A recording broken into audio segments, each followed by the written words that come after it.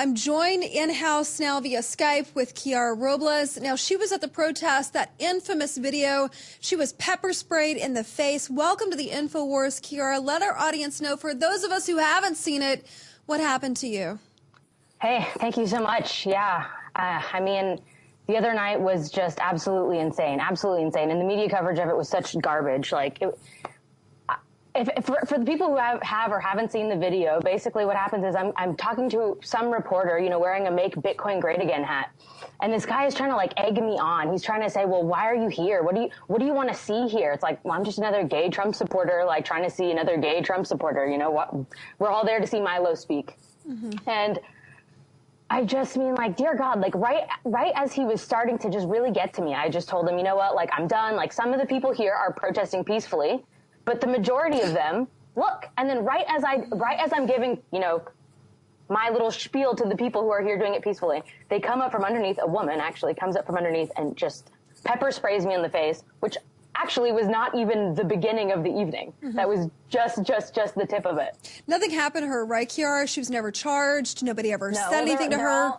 Absolutely not. No, they just kept on keeping on. Did you get her information at all? Did anybody photograph it or anything that you know of? No, the whole night. I was with my 5 friends. As far as I could tell, maybe there were 20 Trump supporters, and it was over 150 of these black masked, you know, I wouldn't even call them kids because some of them were actually like older people. Did they look like they were part of the protest movement at all, or did they seem to be bussed in and paid? Well, that's one of the things is like, okay, how do you know? Like, everyone there was protesting. I mean, technically I was protesting, right. But I don't, it's impossible to know if they're paid just by looking at them. Right. I guess my question is, so when we cover protests, and sometimes I've noticed this myself, you seem to have a select group of people that are dressed in a certain way. They seem more organized. They seem more... Like, I woke up that morning, you know, like, just trying to go to an event. They woke up that morning with their pepper spray, with their outfit, their black outfit, all put it together, laid out on their bed. Like, they had a march plan. I was so actually naive to how prepared that they would be. I mean, they were flashing lights in our faces, like the ones traditionally that police might use to see if you're drunk or something like that. So, and yeah, the light thing was actually what started the next part of the disagreement between me and these protesters or rioters or whatever, however you want to label them. You know, it's like this woman is flashing a light in my face, which wasn't really caught on camera quite as well.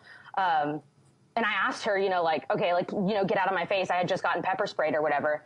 And before I even had time to react, I just hear people screaming. I look over, my friend's getting, it wasn't pepper spray. It looked like it was bear mace because it was like this yellow kind of color and it was targeted all towards their eyes. The next thing you know, it's in my eyes. I'm watching my friends fall to the floor. One of my friends gets beat like with these flagpoles that they're protesting, you know, peacefully with. And I mean, I was lucky that I was able to jump the fence and get out of there in time, but it was very, very difficult to watch people, you know, that are your people, like on the floor and not be able to help them. I mean, we all wanted to defend ourselves, but they make it impossible for you to do that. Like, they come prepared. Right. My friend was in the hospital for broken ribs, and, you know, someone else was actually, like, potentially did not make it through that evening. So why do I think that is? I mean, people have been talking about the mayor possibly coming out. The whole city, Trump talks about drain the swamp. It's like all of California is a swamp as far as I'm concerned. Every person there was condoning it. I mean, they weren't exactly helping people who were getting hurt. You know, they're all watching it.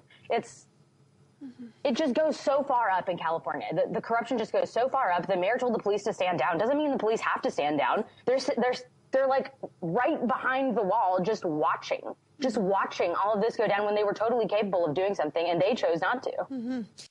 They're out there with their signs saying that this is a civil war, and then they're beating people up with their flags saying this is a civil war, and everyone on the left just condones it. It's like in California, literally everyone thinks, oh, well, you know, most of them were peaceful. I was saying that as I got pepper sprayed, and that wasn't even the worst of it. I have no idea how much worse it's going to get. I really don't want to find out, but that's why I go to these things and, you know, to the best of my abilities, try and say, like, please to God, like, can this just stop? Can this just stop? Can we actually have an intellectual debate on a college campus? Apparently not.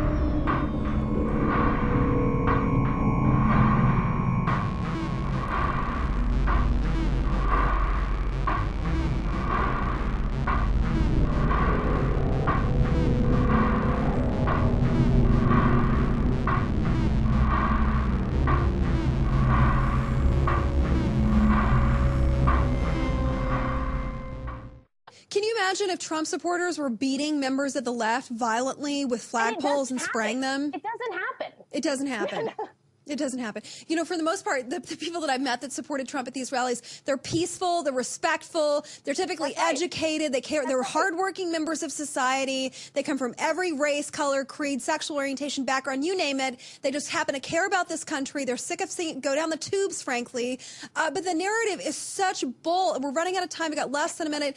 For our audience who might not have, you know, you talked about those people in the middle, reach out to them, Kiara, because sometimes, you know, at some point they're going to have to stand up and pick a side. For this to be over, in my opinion. Right. You know? Even my family, I feel the same way. It's like, oh, there are violent people on both sides. It's like, no, I'm not gonna be the person that says that kind of thing anymore. Like, yes, that is true to some extent, but we're talking about not whether or not there's a Nazi that exists in the world. We're talking about to the degree that which the left is violent. Who is more violent? This is a matter of degree now. It's like they're out there beating up gay Trump supporters. Like, who are the fascists? Mm-hmm. Yeah.